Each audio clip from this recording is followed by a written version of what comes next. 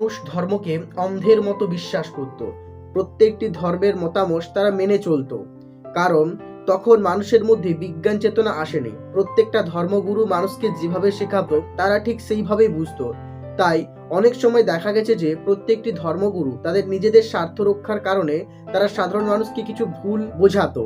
এবং সাধারণ মানুষেরা যেহেতু অল্প শিক্ষিত, যেহেতু তারা ধর্মের রীতিনীতি জানে না, তার ফলে তারা তাদের সেই ধর্মগুরু শেখানো কথাগুলোই মনে প্রাণে জীবনে মেনে চলতো।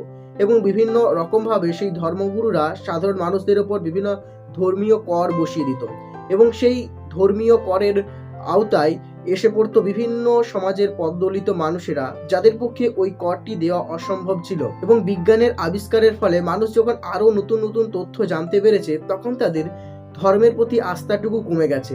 এর ফলে বিপাকে পড়েছিল সেই সমস্ত ধর্মগুরু যারা মানুষকে এতদিন ভুল বুঝিয়ে এসেছে। কোনো ধর্মগ্রন্থই কিন্তু ভুল কিছু লেখা নয়, কিন্তু এমন কিছু ধর্মগুরু আছে যারা মানুষকে ভুল বোঝায়। এবং বর্তমানকালে প্রত্যেকটা মানুষের ধর্মের প্রতি আস্থা কমে গেছে। প্রত্যেকটা ধর্মের মানুষকেই বলুন না কেন, তারা লোক দেখানো একটা ভক্তি রাখে মনে, কিন্তু আদতে তাদের মধ্যে ধর্মের প্রতি কোনো আস্থা নেই। তারা নিজেদের স্বার্থে ধর্মকে ব্যবহার করছে। ধর্মের প্রতি যাদের আস্থা থাকে তারা কখনোই জনসপক্ষে সেই আস্থাটুকু প্রকাশ করে না। আসলে এই পৃথিবীতে একটাই ধর্ম, সেটা হচ্ছে মানবতার ধর্ম।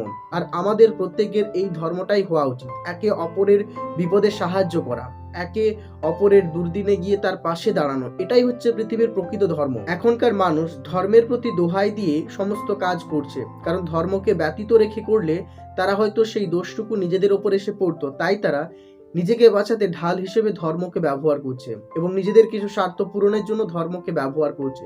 ধর্ম কখনোই মানুষের মধ্যে বিভাজন করতে শেখায় না। ধর্ম কখনোই একজন অপরজনকে হত্যা করতে শেখায় না। প্রত্যেকটা ধর্মই আমাদেরকে শেখায় ভালোবাসতে, একে অপরের পাশে গিয়ে দাঁড়াতে, যেটা আজকের দিনে খুব কমই লক্ষ্য করা যায়।